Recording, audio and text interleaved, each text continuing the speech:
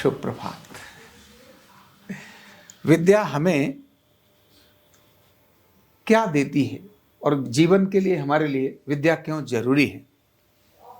यानी हम अगर विद्या का अर्जन करते हैं तो आखिर हमें जीवन में विद्या की उपयोगिता क्या है? तो विद्या के बारे में कहते हैं कि विद्या ददाति विनयम विनयात याति पात्रताम पात्रत्वाम धनमाप्नोति धनादि धर्मः ततः सुखम। यानी विद्या ददाति विनयम, अगर आपके पास कोई विद्या आ रही है या आप विद्या ग्रहण कर रहे हैं तो सबसे पहले विद्या क्या चीज देगी आपको? क्या देगी? तो विद्या ददाते विनयम।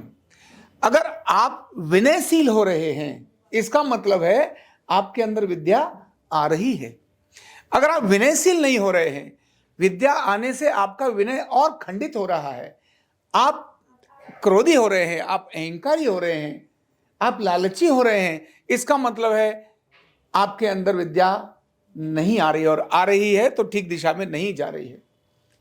तो विद्या तो विनय ही देती है। विद्या ददाति विनयम विनयात याति पात्रत्वाम, यानी इस विनय से ही व्यक्ति पात्र बनता है आगे अगली चीजों के लिए। पात्र का मतलब बर्तन। बर्तन मतलब क्या होता है? उसके अंदर कोई चीजें रखी जा सके, धारण की जा सके, इसलिए पात्र है, वो पात्र बनता है। तो विद्या से विनय आए और विनय से व्यक्ति पात्र बने उस चीज का। भाई न्यूरोथेरेपी आप कर रहे हैं तो अब ट्रीटमेंट देने के पात्र बन चुके हैं, मतलब आपको ट्रीटमेंट आने लगा है। फिर कहा पात्रत्वाम धनम आपनोति, जब आप पात्र होते हैं तो उस पात्रता के आधार पर धन अपने आप क्या होता है? आने लगता है। फिर कहते हैं धनाद धर्मः ततः सुखम।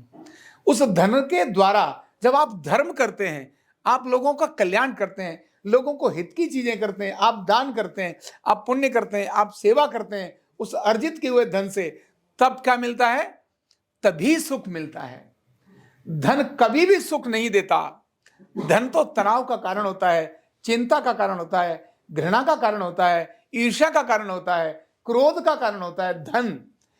लेकिन धन के साथ धर्म है तभी धन सुख का कारण बन सकता है। दान देने से, यानी जितना कमाने से आनंद मिलता है उससे ज्यादा आनंद किसी को कुछ देने से मिलता है। तो ये जो पूरी प्रक्रिया है वो कहां से आई? विद्या से।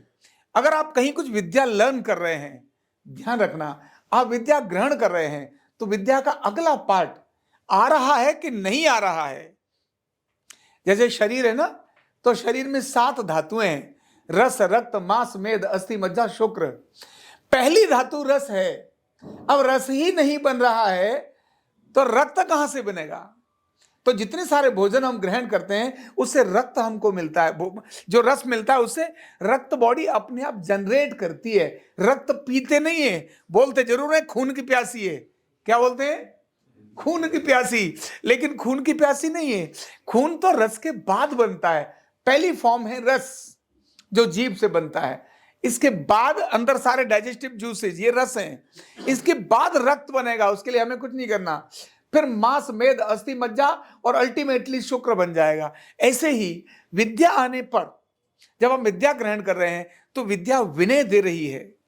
विनय दे रही है कि नहीं दे रही है, बस यही देखना है। अगर आपके पास विद्या है, आ रही है, ग्रहण कर रहे हैं और विनय आपसे दूर है, तब आपकी विद्या आपके लिए कष्ट का कारण बनेगी, आपको दुख का कारण बनेगी, आपको असफलता का कारण बनेगी, आपकी बीमारियों का कारण बनेगी।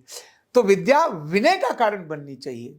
इसीलिए कहा विद्या ददाति विनयम विनयात याति पात्रताम पात्रत्वाम धनमाप्नोति धनादि धर्मः ततः सुखम।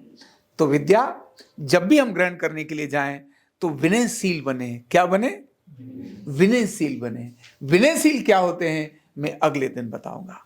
बहुत बहुत धन्यवाद।